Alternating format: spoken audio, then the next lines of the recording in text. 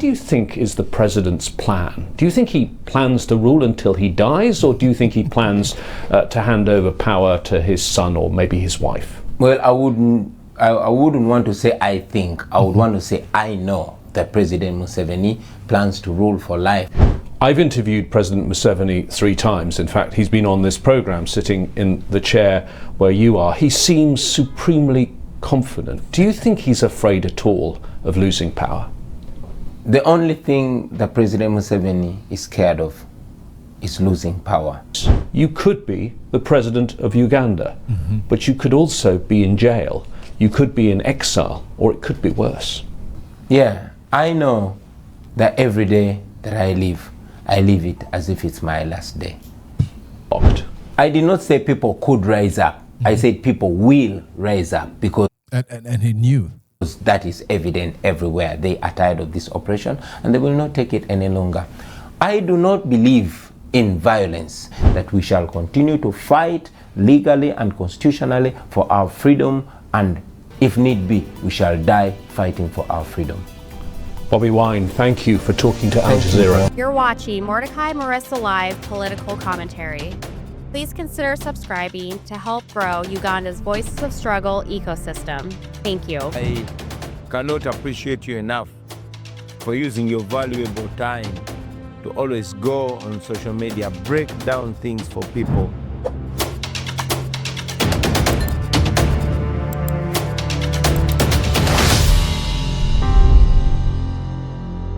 And yes, indeed, presenting to you from these United States of the America, good morning, good afternoon, and good evening. From wherever you're watching me and at whatever time you might watch this conversation. My name is Mordecai Marissa, and you're welcome to Mordecai Marissa Live. Exactly. I'm yet again super glad to have you here, folks. Ladies and gentlemen, welcome aboard. From wherever you're watching me. Kenya, Zambia, Malawi, Zimbabwe. Welcome aboard. Uganda, United States of the America, United Kingdom.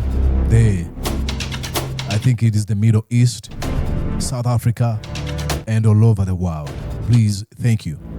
I invite you, please, to join the community, the Mordecai Marissa Live community. That's the YouTube channel. We were able to hit 400,000 followers on TikTok, over 100,000 followers on Facebook, over 40,000 followers on X platform, formerly Twitter. Now, YouTube, almost 50,000. Please head over to my YouTube channel and subscribe. Subscription is free. Mordecai Marissa Live. Ready to go? Let's do this. Are you super ready? Welcome back from the festive days, Christmas and Boxing Day. Ready for the new year? I guess you are. And I am. All right, ladies and gentlemen, tonight we're going to look at a conversation as we're headed for 2026 elections in Uganda. It is very important to look at the conversations or interviews that we had heading to 2021 elections. And the reason as why we do this, it is because you may argue that pretty much nothing has changed. Museveni is still there, wanting to stay in power, and Bobi Wine is still here, challenging him. So we go back and look at what it looked like. What does it say about today? And what does it say about the future? And the reason why I'm coming up with this interview is to sort of respond to a bully.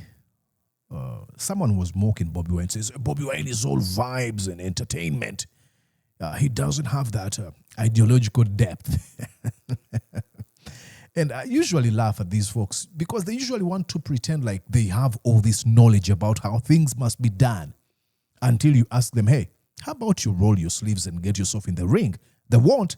But they have all this armchair analysis about what should be done and how it should be done and who is qualified and who is not. It's called elitism. And really intellectual dishonesty.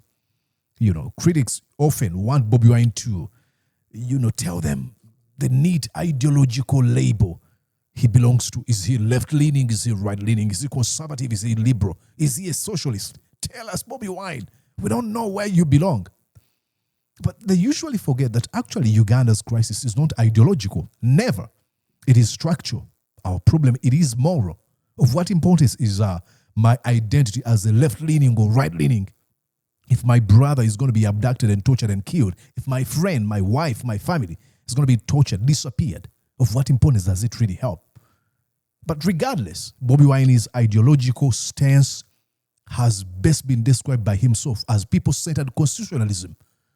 And his politics is deeply and deeply rooted in things he usually says. He's going to say them in this interview. Human dignity, democratic accountability, civilian supremacy over the military, to mention but a few. Now, those may not sound radical and academic in the textbooks, but in Uganda, these are revolutionary ideologies or statements because people are able to relate with them. So, without further ado, let's go on and listen to what Bobi Wine had to say in this interview, and you let me know what you think. Let's start with, I wrote here some of the things that, do I have? Okay, I have a piece of paper that shows me where. Let's start with where he talks about Museveni's plan to life presidency. Air Force. I mean, we are only young people that are not armed. We are only using words to assert what we want. And we're not even inciting violence. All we are saying is that we want to be regarded as human beings in our own home. So, and I'm sorry for cutting him short.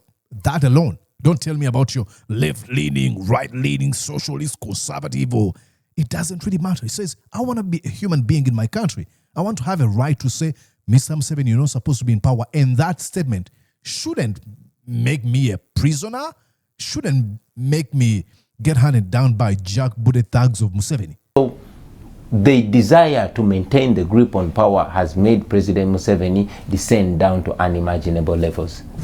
Thank you. The constitution has been changed twice. It used to say that you were only allowed to be president for 2 terms. He's now done 5 terms. It used to say that you're only allowed to be president if you're younger than 75. He'll be 76 next time there is an election. What do you think is the president's plan? Do you think he plans to rule until he dies, or do you think he plans to hand over power to his son or maybe his wife? Well, I wouldn't want to say I think. I would want to say I know that President Museveni plans to rule for life, and maybe after he dies in office, probably he wants his son or his wife to take after him, which is... Wow.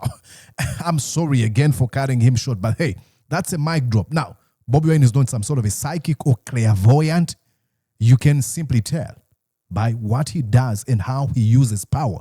You're able to tell, oh, this man is actually planning to stay in power for life. These were 6 years ago. Ladies and gentlemen, let me show you a video that was captured 2 days ago. This is Bobi Wine actually telling us, oh, actually Museveni plans to rule for life. Oh, maybe many people thought probably that's a little bit hyperbole and stuff like that. No. Now, this is Museveni in 2000. Let me make sure I reduce the sound here. I want you to look at Museveni. Okay. All right. Oh, my God. Unbelievable. The man cannot even dress up himself. Look at this. This was captured 2 days ago. He struggles to put on a jacket. Unbelievable. This is sickening. And I'm not trying to make fun of him. I feel sorry for him. That all he knows is keeping power, keeping that firm grip on power. And that's why Bobi Wine says, I know for sure he wants to stay in power and die in power. And probably when he dies, he doesn't really care about what happens when he's left power. Power has gotten to his head, to his mind, that he doesn't know anything different. To paraphrase one of the activists that was abducted, up to now we do not know where he is. And this is none other than Samu Mugumya, a Ugandan activist. He said, dominating others has become his way of life. That's all he knows, dominating others. Let's go back to the interview. Bobi Wine explaining here. is wrong, which is unacceptable, which we are going to fight until the end, because Uganda is not a monarch, Uganda is a democracy, and all Ugandans should be included in the governance of Uganda. But most importantly, it should be the people of Uganda to make the decision. You talked about our people-centered, like I said. Constitution. Yes, our constitution used to provide for that, but still our constitution, although it has been changed so many times, the constitution as it is provides for fundamental rights. Now let's go where to he's asked whether Museveni is afraid. You know, Museveni has built some sort of a persona that makes people think that he's this untouchable, unafraid man. Yet you hear all these reports, you actually don't hear, but you see random folks, people who do not even have $20 on their bank account being arrested and sent to prison because they disturbed the peace of the president. And what did they do? They announced him dead. Oh, arrest that man because he's making fun of the president. Are you kidding me? I don't understand the fragility of the ego of these strong men. They present themselves to be this tough, but are usually angered, pissed off by minute scintilla of criticism. Program sitting in the chair To extrajudicially execute my driver was an American gun. I've interviewed President Museveni 3 times. In fact, he's been on this program sitting in the chair where you are. He seems supremely confident. Do you think he's afraid at all of losing power? The only thing that President Museveni is scared of is losing power. And that is why today in Uganda, the major preoccupation of the government is the grip on power. It explains why President Museveni moves with stashes of money, just bribing anybody. It explains why our police force is reduced to now playing politics other than keeping law and order. It explains why the military, high-ranking military officials are coming out to denounce the people or the People Power movement. The Minister of Constitutional Affairs is a soldier, and he came out and said, we shall fight people power using the military and air force. I mean, we are only young people that are not armed. We are only using words to... Exactly. And I usually have people who say, Mordecai, you're not doing anything. You're just speaking, flapping your gums in the USA. That doesn't change a thing. I'm like, okay, I truly understand you. But can you say that to Museveni? Because if I were to fly back to Uganda, I would be captured at the airport, taken to the torture chamber, tortured, and probably lose life. Oh, I thought I'm only talking and it doesn't change a thing. You told me my talking doesn't, not even an inch, cause not even an inch of change in Uganda. And when I was having a conversation with Major General Gregory Mugisha Muntu, retired, former commander of our military, and the president of the Alliance for National Transformation, at one time I was interviewing him, and I asked him, do you think we are doing anything? And he told me, do not underestimate what you guys are doing.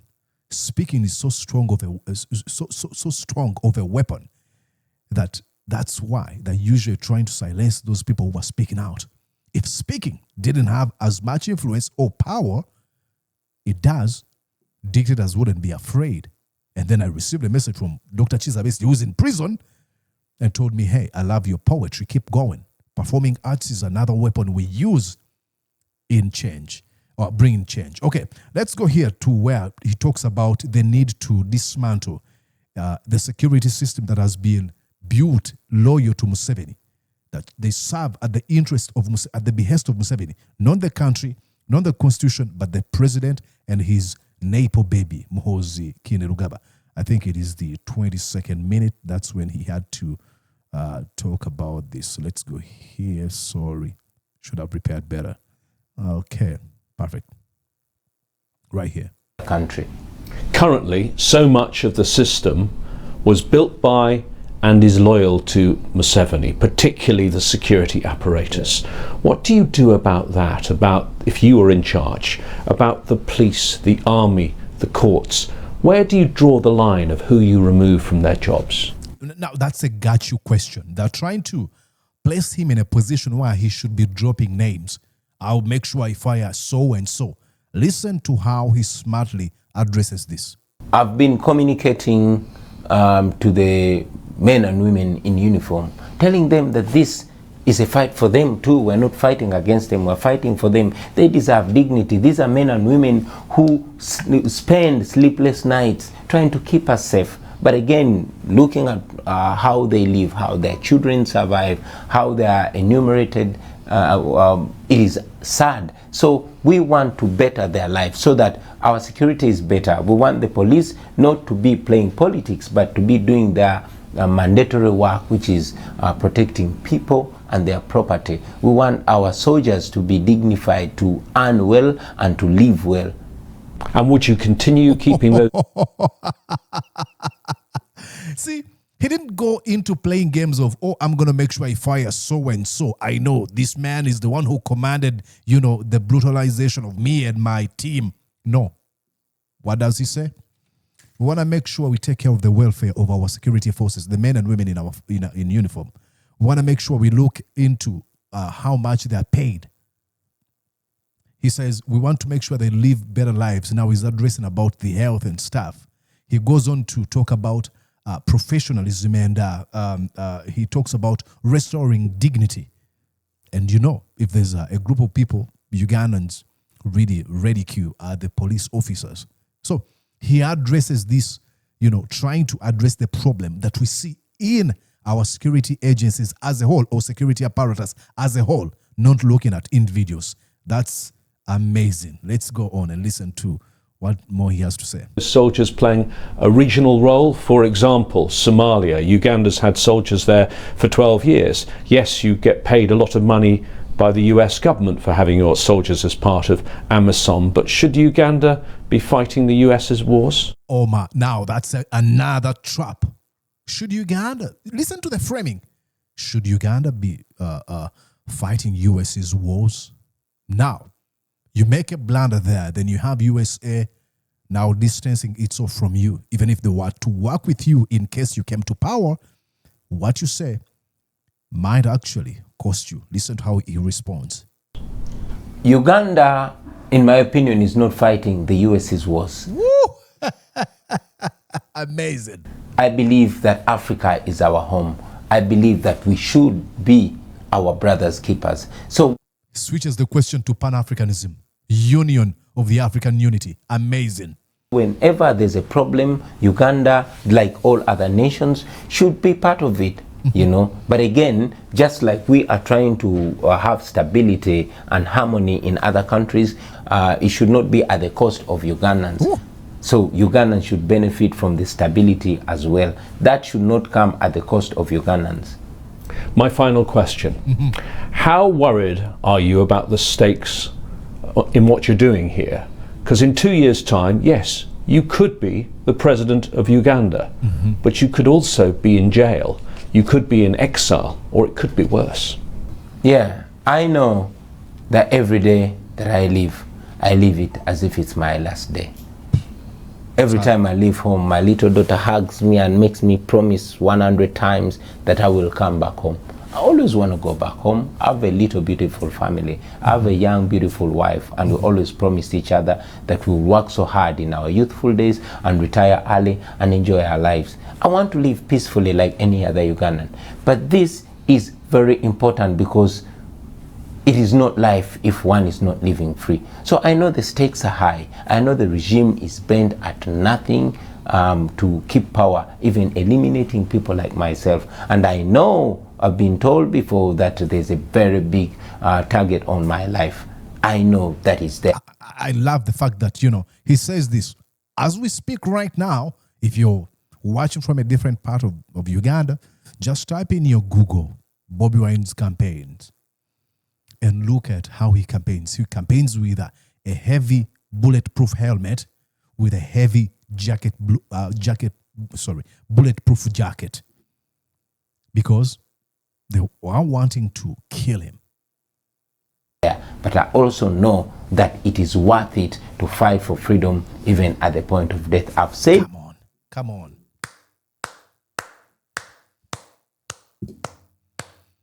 Even if it came to a point of death. It before, and I'll say it again, that we shall continue to fight legally and constitutionally for our freedom, and if need be, we shall die fighting for our freedom.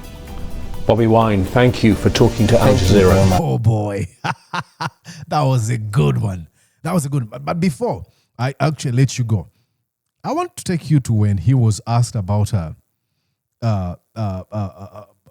this thing of changing the minds of the young people and what the young people, the youth, are saying in Uganda. They said then, and what are they saying now? I think it was around here on the 16th minute. This is what he had to say. The youth of Uganda are 5, your country. in Sudan. It is happening in Uganda.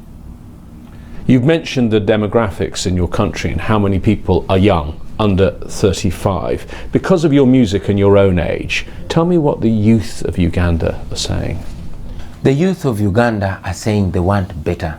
The youth of Uganda are saying they want their country back. The youth of Uganda are saying they want a country that offers equal opportunity to every Ugandan, where somebody is going to be judged by the content of their character, not which tribe they come from, not who their parents are. The youth of Uganda are saying it is time, it is our time. And the next election is 2021. Yes, please. You say that you're going to stand for president. Yes. Will you get all of the opposition to come behind you as the one unified candidate against President Museveni? Well, it is our effort. We are in advanced stages discussing with different leaders from different groupings and different formations to see that we come together as the opposition, well knowing that one big challenge we all face is the oppression and the limited or shrinking political space.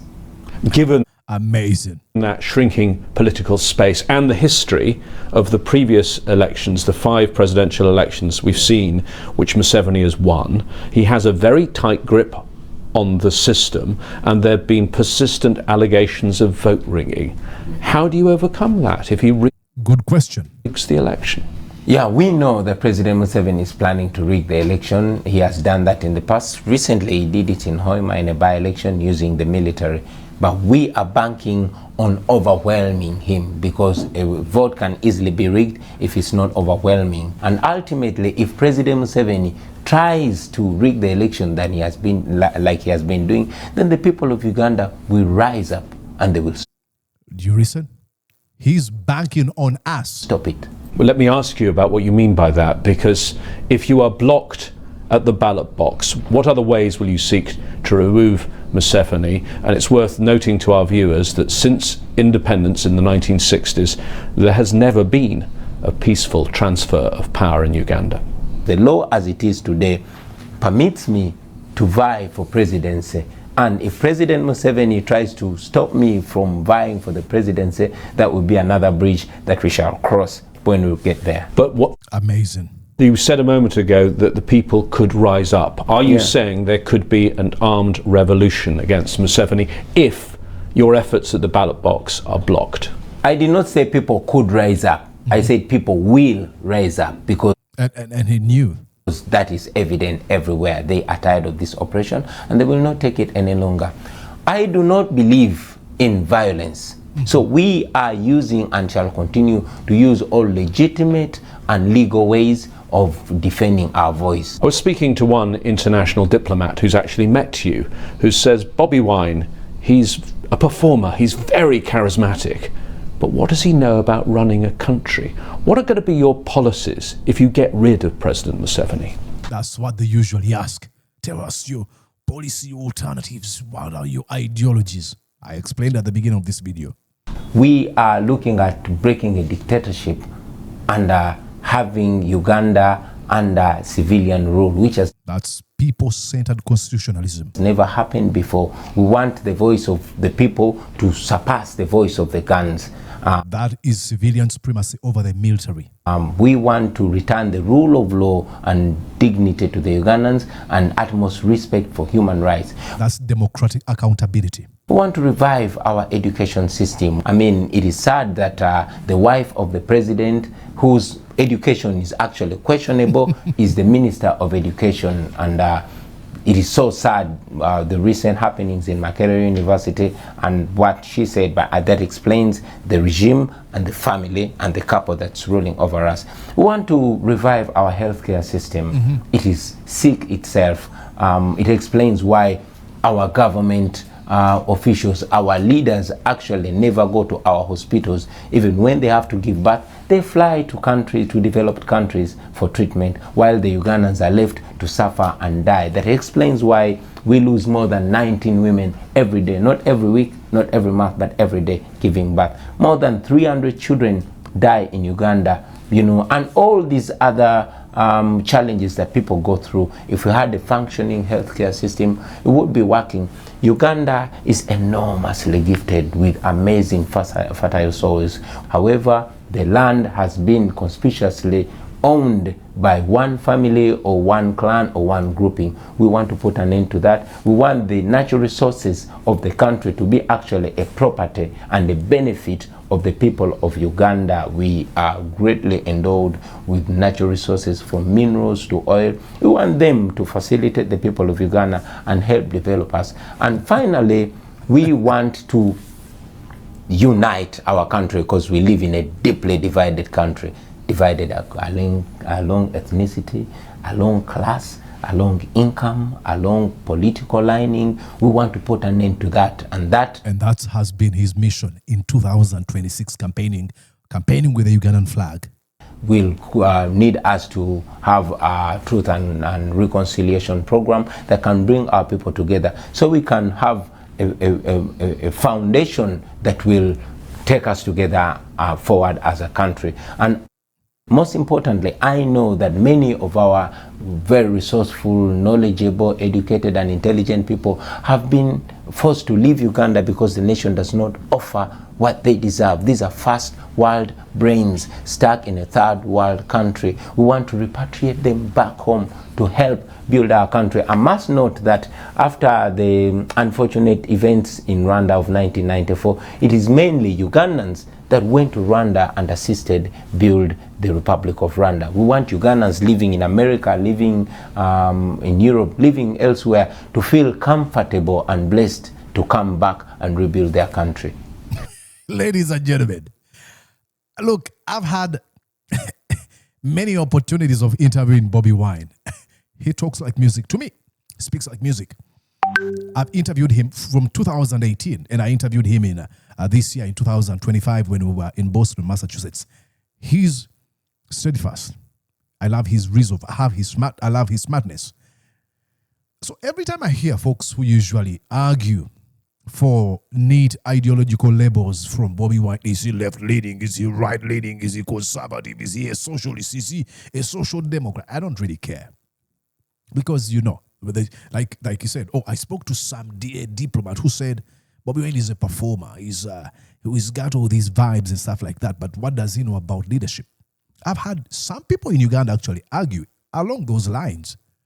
But when they say, he's not deep, that's actually a dog whistle. It is a code for them saying, he doesn't sound like us. It is elitism, hidden, behind, he's not deep like me. It is elitism. I want you to be able to for you to have some sort of a rhetoric like mine, speech like mine, go to school like I went to, attend universities that I went to. Those are all dog whistles. He doesn't sound like us.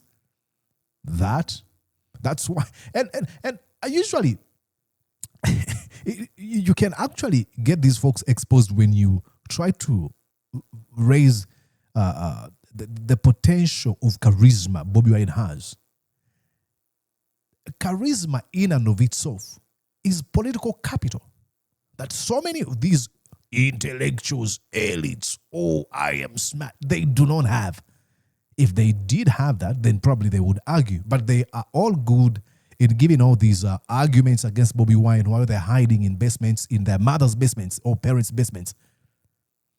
While they're busy enjoying their meals, a man is sacrificing putting his life online. Many of his people have been killed. His driver, his bodyguard is in prison, actually after being abducted, tortured. He has lost a number of people. He himself has been embarrassed, dehumanized on campaign trail, while there's a certain funny guy somewhere on his laptop saying, oh, now I think Bobi Wine is not good, blah, blah, blah. Shut up, brother. Shut up, sister. Okay? You can always offer yourself to do what you think other people should be doing.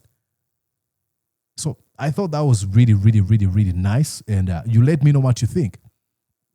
Don't allow these folks to gaslight you.